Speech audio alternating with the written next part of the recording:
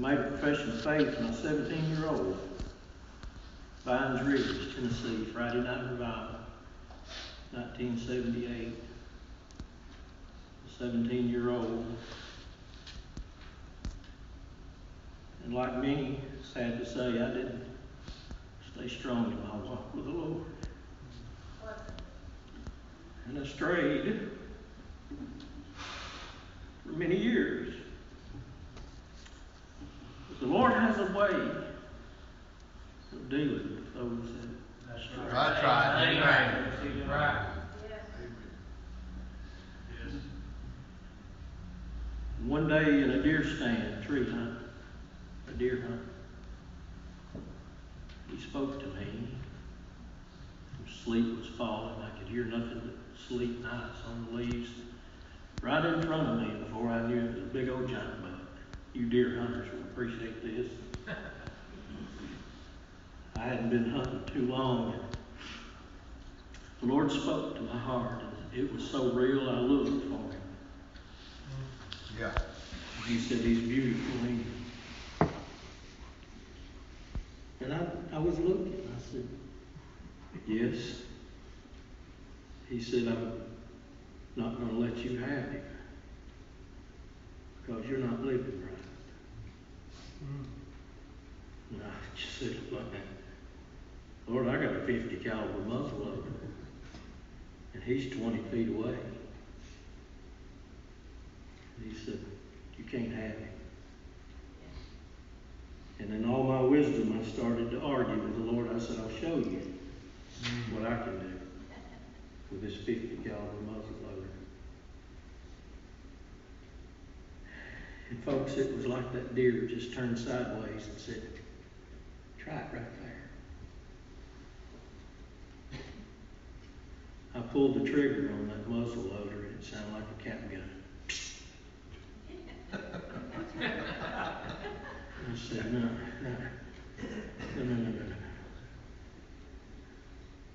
Got a little percussion cap you got to replace. I thought I'll get another one on.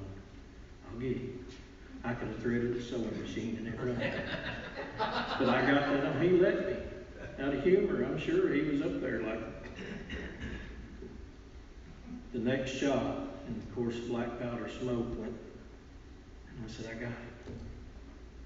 He was from here, Brother Mike, to me. And he ran out the edge of the field and he stood and looked back at me as to say goodbye.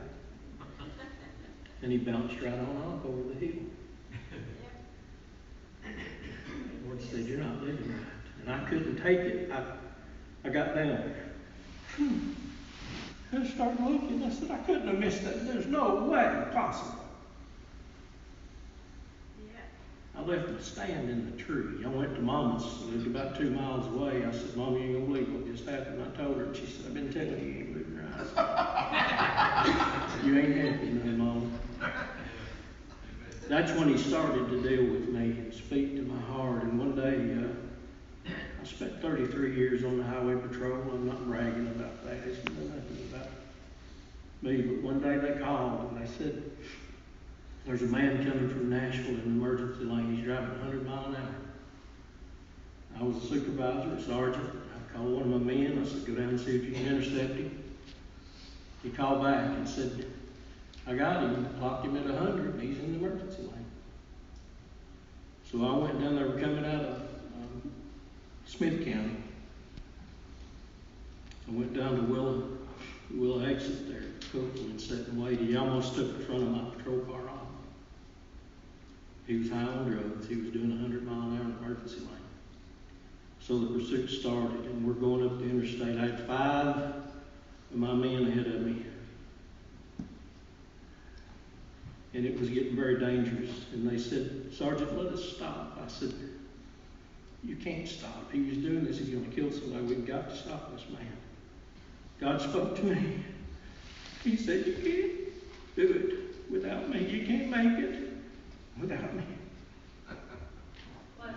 And all the while, and it was, near miss. We entered Cumberland County. We were averaging speeds of 127, 135 miles an hour. It's not glamorous like it is on TV, folks. It's scary. God said, you can't do it without me.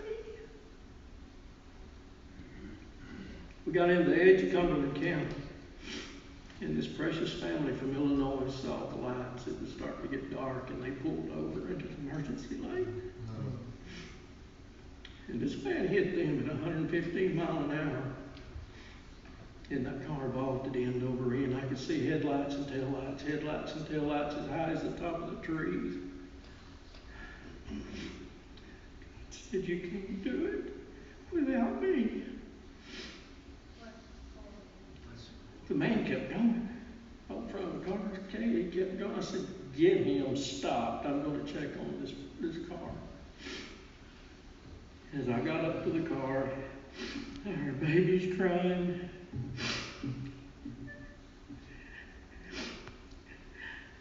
I said, you can't do it without me.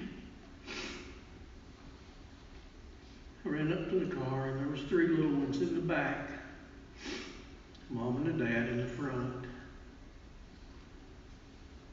Daddy didn't have but a couple of scratches on him. Mama had a pretty good cut right here. And those babies were fine. They didn't have a thing wrong with them. Lord God said, you can't do it without me. As I went home in my old apartment, and I couldn't take any more, I got on my knees. And I said, well, I want to come home. You know what he said. Brother Carson Whitaker had been praying for me. He'd see me, and I hated to see that man out. And trust you me, I make no fun of that man. I loved that man so dearly. Yeah. He'd say, I love you, buddy. That's right. I'm praying for you. That's what got me. Sure. Praying for you. Yep. I had to go see him.